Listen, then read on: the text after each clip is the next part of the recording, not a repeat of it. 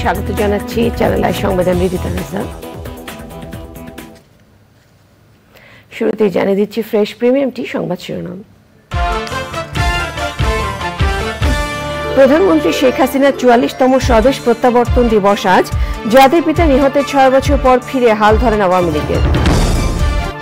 Ukraine যুদ্ধে সমর্থন জানাতে শি জিনপিং এর প্রতি পুতিনের আহ্বান। চীন সফরে যৌথ বিবৃতিতে দুই রাষ্ট্রনায়কের সই।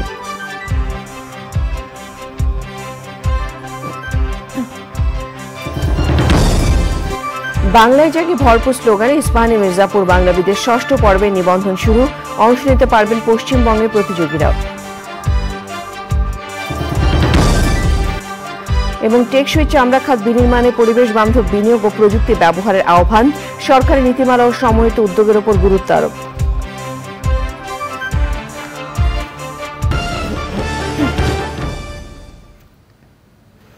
সংবাদ শিরোনামগুলো জানাচ্ছিলাম। এখনকার এই সংবাদ আয়োজন একই সঙ্গে চ্যানেল আইয়ের ইউটিউব চ্যানেল এবং চ্যানেলের ওটিটি প্ল্যাটফর্ম আই স্ক্রিনে লাইভ স্ট্রিম হচ্ছে। প্রধানমন্ত্রী শেখ হাসিনার ৪৪তম স্বদেশ প্রত্যাবর্তন দিবস আজ। জাতির পিতা বঙ্গবন্ধু শেখ মুজিবুর রহমান সপরিবারে নিহত হবার ৬ বছর পর এদিন দেশে ফিরে আওয়ামী লীগের হাল ধরেছিলেন তিনি। গণতন্ত্রের জন্য দীর্ঘ সংগ্রামের পথ পেরিয়ে এখন পঞ্চম মেয়াদে প্রধানমন্ত্রীর দায়িত্ব পালন করছেন শেখ হাসিনা। ওবায়দুর রশিদের রিপোর্ট। ১৯৭৫ সালের ১৫ই আগস্ট বাঙালির প্রাণের নেতা জাতির পিতা বঙ্গবন্ধু শেখ মুজিবুর রহমান সপরিবারে নিহত হবার সময় বিদেশে থাকার কারণে বেঁচে যান বঙ্গবন্ধুর দুই কন্যা শেখ হাসিনা এবং শেখ রেহানা। পরিবারের সবাইকে হারানোর পরও দীর্ঘ ৬ বছর দেশে ফিরতে পারেননি দুই বোন। শেখ হাসিনার অনুপস্থিতিতেই নেতাকর্মীরা কাউন্সিলের মাধ্যমে ১৯৮১ সালের ফেব্রুয়ারিতে তাকে আওয়ামী লীগের সভাপতি নির্বাচিত করেন। অনেক বাধা বিপত্তি পেরিয়ে জীবনের ঝুঁকি নিয়ে ১৯৮১ সালের ১৭ই মে দেশে ফিরে আসেন শেখ হাসিনা। ঝড় বৃষ্টি উপেক্ষা করে সেদিন বঙ্গবন্ধু কন্যাকে স্বাগত জানাতে লাখো জনতার ঢল নামে বিমানবন্দর থেকে রাজপথে। কিন্তু সেদিনও ধানমন্ডি ৩২ নম্বরের বঙ্গবন্ধু ভবনে প্রবেশ করতে দেওয়া হয়নি শেখ হাসিনাকে। ৮১-তে এসেছেন, ৯৬ 15টি বছর তিনি আন্দোলন সংগ্রাম করেছেন এবং এই সংগ্রাম ছিল অত্যন্ত পিচ্ছিল পথে, জীবনের হুমকি প্রতিটি মুহূর্তে।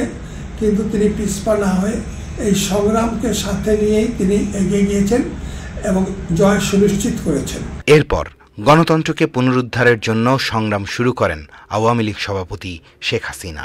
বারবার প্রাণনাশের চেষ্টা হলেও কখনোই থামেননি বঙ্গবন্ধু কন্যা। তিনি ভীত হননি, তিনি মৃত্যুকে আলিঙ্গন করে এগিয়ে গিয়েছেন। এইটা দেশবাসী থেকে শুরু করে দলের প্রত্যেকটি নেতা কর্মী এবং জনগণ এটাকে অবলোকন করে তার বিশেষ নেতৃত্বের প্রতি আকৃষ্ট ছিল এবং এই আকৃষ্টতার মধ্যে দিয়ে তিনি তার নেতৃত্ব প্রতিষ্ঠা করেছেন এবং তিনি দলকে সুসংবদ্ধ রাখতে সক্ষম হয়েছেন। সফল সংগ্রামে সাফল্যের পথ ধরে ১৯৯৬ সালে আওয়ামী লীগকে নির্বাচনে বিজয়ী করে শেখ হাসিনা সরকার গঠন করেন। শত প্রতিকূলতা জয় করে ২০০৮ সালের নির্বাচনে জয়ী হয়ে তিনি দ্বিতীয়, ২০১৪ সালের নির্বাচনে জয়ী হয়ে তৃতীয়, ২০১৮ সালের নির্বাচনে জয়ী হয়ে চতুর্থ এবং ২০২৪ সালের নির্বাচনে বিজয়ী হয়ে পঞ্চম মেয়াদে দেশ পরিচালনা করছেন আওয়ামী লীগ সভাপতি প্রধানমন্ত্রী Sheikh Hasina. Obaidul Rashid, channel I, Dhaka. Russia ও চীনের মধ্যকার সম্পর্ক বিশৃঙ্খল এই বিশ্বে শান্তি প্রতিষ্ঠায় সহায়ক হবে বলে মন্তব্য করেছেন রুশ প্রেসিডেন্ট ভ্লাদিমির পুতিন এবং চীনা প্রেসিডেন্ট শি জিনপিং। বৃহস্পতিবার চীনের রাজধানী বেইজিংয়ে সাক্ষাতের সময় তারা একথা বলেন। ইউক্রেন যুদ্ধে আরও জোরালো সমর্থন জানাতে শি জিনপিং এর প্রতি আহ্বান জানান পুতিন। মার্চে পুনরায় রাশিয়ার প্রেসিডেন্ট নির্বাচিত হবার পর এটি ছিল পুতিনের প্রথম চীন সফর। বৃহস্পতিবার বেইজিংয়ের গ্র্যান্ড হল অব দ্য পিপলের বাইরে এক জমকালো অনুষ্ঠানের মাধ্যমে পুতিনকে স্বাগত জানান শি জিনপিং। তিনি পুতিনকে জানান বিশ্বের ন্যায় বিচার ফিরিয়ে আনতে রাশিয়ার সঙ্গে কাজ করতে প্রস্তুত চীন। পরে রুদ্ধদ্বার বৈঠক করে নিজেদের মধ্যে কৌশলগত সম্পর্ক আরও গভীর করা নিয়ে একটি যৌথ বিবৃতিতে সই করেন পুতিন ও শি জিনপিং। চীনের প্রধানমন্ত্রী লি কিয়াংয়ের সঙ্গেও সাক্ষাৎ করেছেন রুশ প্রেসিডেন্ট। বাংলায় জাগে ভরপুর স্লোগানে বাংলা ভাষা নিয়ে প্রতিযোগিতামূলক টেলিভিশন অনুষ্ঠান ইস্পাহানি মির্জাপুর বাংলাবিদের ৬ষ্ঠ পর্ব শুরু হতে যাচ্ছে। বৃহস্পতিবার দুপুরে চ্যানেল আই কার্যালয়ের সংবাদ সম্মেলনে আয়োজকেরা জানান এবার ভারতের পশ্চিমবঙ্গের প্রতিযোগীরাও এই আয়োজনে অংশ নিতে পারবে। অনুষ্ঠানের পৃষ্ঠপোষক, আয়োজক ও বিচারকরাও সে সময় ছিলেন। লালন অশ্বিনের রিপোর্ট। শিক্ষার্থী 2018 সালে সারা দেশ থেকে খুঁজে খুঁজে দেশ সেরা বাংলাবিদদের নিয়ে 2017 সাল থেকে ইস্পাহানি মির্জাপুর বাংলাবিদ আয়োজন করে আসছে চ্যানেল আই। এবার হতে যাচ্ছে জনপ্রিয় এ প্রতিযোগিতার ষষ্ঠ আসর। চ্যানেল আই ছাদ বারান্দায় হয়ে গেল এবারের আয়োজন ঘিরে সংবাদ সম্মেলন। এতে ছিলেন চ্যানেল আই এর পরিচালক ও বার্তা প্রধান, কৃষি উন্নয়ন ও গণমাধ্যম ব্যক্তিত্ব শাইখ সিরাজ, ইস্পাহানি গ্রুপের পরিচালক জাহিদা ইস্পাহানি ও ইমাদ ইস্পাহানি সহ আমন্ত্রিত অতিথিরা। চ্যানেল আই নিজেও বাংলা চর্চা, বরাবরই বাংলা চর্চা করে, বাংলার যত ধরনের উৎসব আয়োজন আছে সবগুলোকে আমরা শুধু তুলে ধরি। টেলিভিশন চ্যানেল যত নতুনত্ব দেখাতে পারবে বিষয়টি সেরকম নয়, তুলে ধরি আমরা মনে পারি আমরা বাংলাকে অস্তিত্বের সাথে ধারণা, সে কারণে চ্যানেল আই এবং ইস্পাহানি মির্জাপুর এই যে একটা বন্ধন তৈরি করেছে, যেটা এখনো পর্যন্ত চলছে এবং আগামীতে আরো বহুদিন চলবে। এবারই প্রথম দেশের গণ্ডি পেরিয়ে ভারতের পশ্চিমবঙ্গের প্রতিযোগীরাও বাংলাবিদ অনুষ্ঠানে অংশ নিতে পারবেন। ভারতের পশ্চিমবঙ্গে ইস্পাহানি মির্জাপুর বাংলাবিদের একটি বাছাই পর্ব আয়োজন করে সেখান থেকেও এবার প্রতিযোগী আমাদের দেশের প্রতিযোগীদের সাথে প্রতিযোগিতা করার জন্য এখানে আসবে। এপার বাংলা ওপার বাংলার সেরা বাংলা ভাষাভাষীদের নিয়ে আমরা নিয়ে আসবো আমাদের একই ছাদের নিচে। আয়োজনটি বাংলা ভাষাকে সমৃদ্ধ করতে গুরুত্বপূর্ণ ভূমিকা রাখবে বলে মনে করেন অতিথি ও বিচারকরা। বাংলা নামক যে ভাষা, তার স্রোতের মধ্যে যে বোধ আছে, সেই বোধের সঙ্গে যে কোনো পৃথিবীর যে কোনো বিষয় যদি যুক্ত হয়, সেটা যদি ভাষাও যুক্ত হয়, সেই ভাষাটি বাংলা ভাষা হয়ে যাচ্ছে। যেমন বাংলা, আমাদের বাংলা ভাষার যে শক্তি, সেই শক্তি সম্পর্কে আমরা জানি, কিন্তু সেটা যে কত শক্তিশালী এটাও আমাদের ছাত্রছাত্রীদের জানা দরকার। দীর্ঘদিন মোগলরা এদেশে রাজত্ব করেছে, পাঠানরা রাজত্ব করেছে, কিন্তু বাংলা অবিচার ভাষার শক্তি নিয়ে দাঁড়িয়ে আছে। চ্যানেল আই এবং আমি অত্যন্ত আনন্দিত যে ইস্পাহানি মির্জাপুর সাথে যুক্ত হয়েছেন।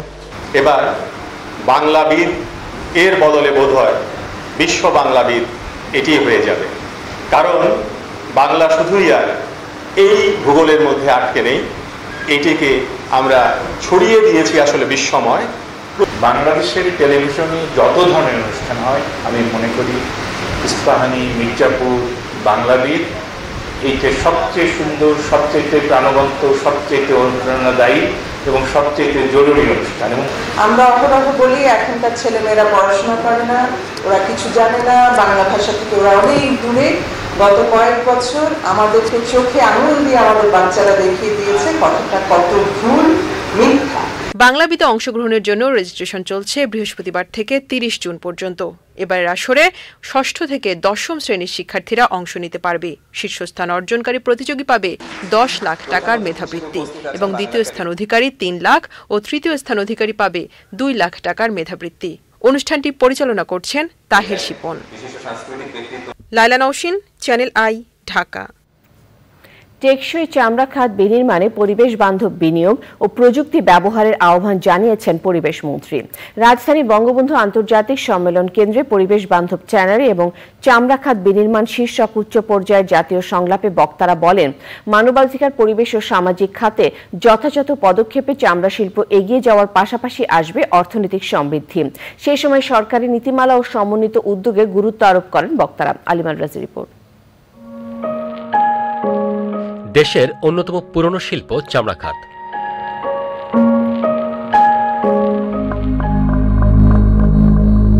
অনিয়ন্ত্রিত বর্জ্য ব্যবস্থাপনা ও অপরিণামদর্শী কর্মকাণ্ডে সম্ভাবনাময় এই শিল্প পরিণত হয়েছে জাতীয় সংকটে। পরিস্থিতি উন্নয়নে সরকারি বেসরকারি প্রতিষ্ঠানের পাশাপাশি মালিক, শ্রমিক ও দেশ বিদেশের বিশেষজ্ঞদের নিয়ে উচ্চ পর্যায়ে জাতীয় সংলাপ। Because this project encompasses and tries to address different components of the leather sector. চামড়া খাতকে পরিবেশ বান্ধব করতে বিভিন্ন সুপারিশ ও পরিকল্পনা তুলে ধরেন বক্তারা। বলেন, আন্তর্জাতিক মানদণ্ড মেনে উৎপাদনের রপ্তানি লক্ষ্যমাত্রা অর্জনের পাশাপাশি আসবে অর্থনৈতিক সমৃদ্ধি। এক্সপোর্ট ডাইভার্সিফিকেশনের সাথে সাথে আমাদের যে পরিবেশ, সেটাকে সুরক্ষিত রাখা, সেটাকে সংরক্ষণ করা এবং সমন্বিত উদ্যোগের মাধ্যমে আমরা এই সেক্টরটাকে একটা সাস্টেনেবল জায়গায় নিয়ে যেতে পারবো। Waste management of the leather industry is of great importance from the point of view of achieving LWG certificate as well as from the commercial point of view and protecting the environment. আমাদের দক্ষতার অভাব আছে, আমাদের capacity নাই, এবং আমি যদি এই কাজগুলো করছি বিদেশে যারা সিদ্ধান্ত নেবে তাদেরকে ইনফ্লুয়েন্স করতে চাই, আমাদেরকে কিন্তু দেখাতে হবে দ্যাট উই হ্যাভ ডান ইট। আমরা যদি ঠিকমতো আইন মানি, ফ্যাক্টরির কন্ডিশনটা যদি আমরা দেখি, কাজে গ্রিন মানে তো সবুজ করা না, এটা উপযুক্ত পরিবেশে নিয়ে আসা। রপ্তানি আর লক্ষ্যমাত্রা অর্জন ও এই শিল্পকে লাভজনক করতে কেন্দ্রীয় বর্জ্য শোধনাগার নতুন করে তৈরির আহ্বানও জানানো হয়। আমাদের অর্থনীতিতে যদি আমরা একটা ভালো ইম্প্যাক্ট তৈরি করতে চাই তাহলে কিন্তু গার্মেন্টসের পরে লেদারের ব্যাপারটি কিন্তু আমাদের জোর দিতেই হবে, এবং এটা এমন একটি ইন্ডাস্ট্রি যে ইন্ডাস্ট্রিতে পলিউশনের পরিমাণ খুবই বেশি, এবং সেই জায়গাটি থেকে আমি যদি বলি যে আমরা এখনও এত বছর পরেও আমরা এত পেছনে পড়ে রয়েছি কেন, এটা সত্যি ভাবার বিষয়। পরিবেশ রক্ষার ব্যাপারে গণসচেতনতা তৈরির দিকে অধিক গুরুত্ব দিতে হবে। মানুষ পরিবেশ রক্ষায় সচেতন হলেই চামড়া শিল্প এগিয়ে যাবে সামনের দিকে। এ ব্যাপারে সরকারকে আরও কার্যকর পদক্ষেপ গ্রহণ করতে হবে, আর এটি করতে পারলে বাংলাদেশের চামড়া খাত বিশ্ববাজারে আরও পরিসরে জায়গা করে নিতে পারবে এবং দেশের অর্থনীতিতে বড় ভূমিকা রাখবে। মালিক পক্ষ, শ্রমিক পক্ষ এবং আমরা অন্যান্য যারা আছি স্টেক হোল্ডার্স, তারা সবাই মিলে কিন্তু আমরা এই সেক্টরটাকে একটা ভালো অবস্থানে নিয়ে যেতে পারবো। I thought that was a very positive sign that this kind of innovation is happening here in Bangladesh and speaks well for the future of the industry. The leather sector has such potential because expanding the export sectors means more prosperity, more safety in a difficult world, and the more the sector manages to meet environmental and social standards, working towards a circular economy, the better for the country and of course for the sector and for the prosperity. আমাদের দেখার বিষয় হচ্ছে আমাদের যে মানমাত্রাটা আছে সেটা আপনারা অর্জন করতে পারছেন কিনা, এবং অনেক সময় আমার মনে হয় যে আমরা আসলে সমস্যার গভীরে যে মূলে যে আমরা সমস্যাটা সমাধান করার চেষ্টা করি না। এখানে তো সবাই একটা দায়িত্ব আছে, আর সব কিছু সরকারের করতে হবে তেমন কিন্তু না।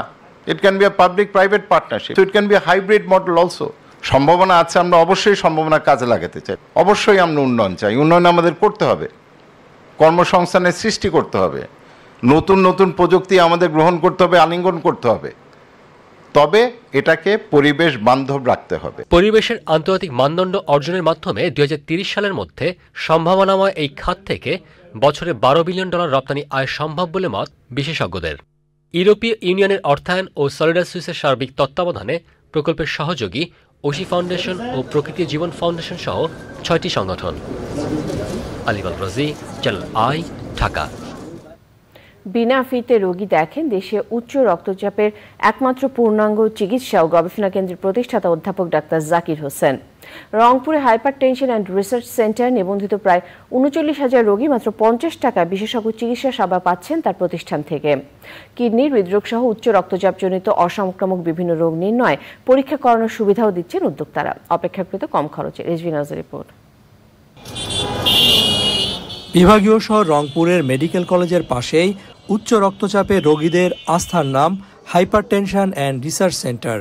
রংপুর মেডিকেল কলেজের সাবেক অধ্যক্ষ ডাক্তার জাকির হোসেনের উদ্যোগে প্রতিষ্ঠিত সেবা কেন্দ্রটিতে যুক্ত হয়েছেন তারই হাতে গড়া শিক্ষার্থী, বন্ধু, সহকর্মী, সুহৃদরা। উত্তরবঙ্গের বিশাল জনগোষ্ঠীর একটি বড় অংশের চিকিৎসা সেবা মিলছে এখানে। আসলে আমাদের উচ্চ রক্তচাপের রোগী যত আছে সেইভাবে প্রাতিষ্ঠানিক কোনো সেন্টার কিন্তু বাংলাদেশে সেরকম নাই। একমাত্র রংপুরে হাইপারটেনশন রিসার্চ সেন্টার। উচ্চ রক্তচাপ, ডায়াবেটিস, ওবেসিটি, স্মোকিং বা অ্যালকোহল যারা খায় বা এই জাতীয় যাদের কিন্তু লিপিড প্রোফাইল বেশি থাকে সেটাও কিন্তু অনেক সময় রিস্ক ফ্যাক্টর হিসেবে কাজ করে। কিছু হরমোনাল কিছু সমস্যা থাকে, সেখান থেকে স্ট্রোক হতে পারে। তবে উচ্চ রক্তচাপ একটা অন্যতম কারণ। ডায়াবেটিস নিয়ে মানুষ যতটা সচেতন, যতটা ভয় পান, উচ্চ রক্তচাপ নিয়ে এখন পর্যন্ত কিন্তু ততটা মানুষের মধ্যে সচেতনতাও কম। 80 দশকের গোড়ার দিকে বগুড়ার প্রত্যন্ত গ্রাম থেকে ঢাকা মেডিকেল কলেজে পড়তে আসা জাকির হোসেন শিক্ষার্থী থাকতেই উচ্চ রক্তচাপের কারণে মাকে স্ট্রোকে ভুগতে দেখেছেন। সেই থেকে মানুষের জন্য কিছু করার তাগিদ। 50 টাকা প্রথমে ভিজিট, বই পাবে, সার্ভিস পাবে, পরবর্তী 40 টাকা। আর কোনো রোগী যদি মনে করে আমি একটু হার্টের ডাক্তার দেখাবো, আমি একটু কিডনির ডাক্তার দেখাবো, আমি একটু ওই যে রিমাটোলজিস্ট দেখাবো, আমি একটু আই স্পেশালিস্ট দেখাবো, তাহলে এই বই নিয়ে তার কাছে গেলে তারা 250 টাকায় তাকে পূর্ণ সার্ভিস দিয়ে দেবে। আমি দীর্ঘদিনও 2008 থেকে এখানে আমি তো মনে করি হাজার না লক্ষ রোগী দেখেছি উইদাউট ফি। আমি একটা সাধারণ গাড়িতে চড়ি, আপনি জানেন, এনজিও গাড়ি। আমি দেখছি আমার ছাত্র, আমার সহকর্মী সবাই খুব সুন্দর সুন্দর ব্র্যান্ডের গাড়ি, পাজারো বাইয়ে। আমার কিন্তু কখনোই অনুভূতি আসে না। বগুড়া মেডিকেল কলেজ থেকে অবসরের পর doctor Zakir Hossain hypertension centre পরিচালনার পাশাপাশি TMSS মেডিকেল কলেজের অধ্যক্ষ হিসেবে দায়িত্ব পালন করছেন। তার স্বপ্ন বিভাগীয় শহরগুলোতে রংপুরের মতো হাইপারটেনশন সেন্টার প্রতিষ্ঠা করা। রিজবিন আওয়াজ, চ্যানেল আই, ঢাকা। সময় হলো বিরতি নেবার। বিরতির পর আরো সংবাদের সাথে জানিয়ে ফিরব।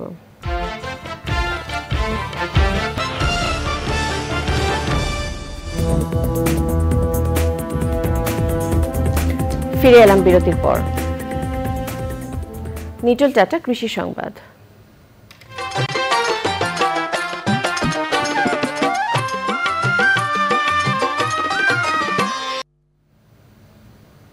কুড়িগ্রামের চরাঞ্চলগুলোতে বাড়ছে ভুট্টার আবাদ। ভুট্টা চাষে চাষিদের উদ্বুদ্ধ ও আগ্রহী করে তুলতে কাজ করছে কৃষি বিভাগ। অনুকূল আবহাওয়ায় ভুট্টার ভালো ফলন আশা করছেন চরের চাষিরা।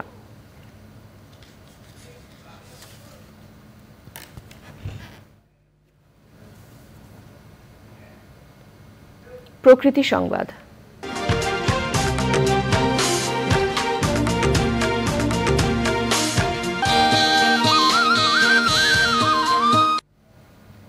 হাজার কোটি টাকা ব্যয়ের পরেও চট্টগ্রামের জলাবদ্ধতা আরও মারাত্মক আকার ধারণ করছে। এমন বাস্তবতার সমন্বিত উদ্যোগের পাশাপাশি কুইক রেসপন্স টিম গঠনের ঘোষণা দিয়েছে চট্টগ্রাম সিটি কর্পোরেশন। খেলার খবর।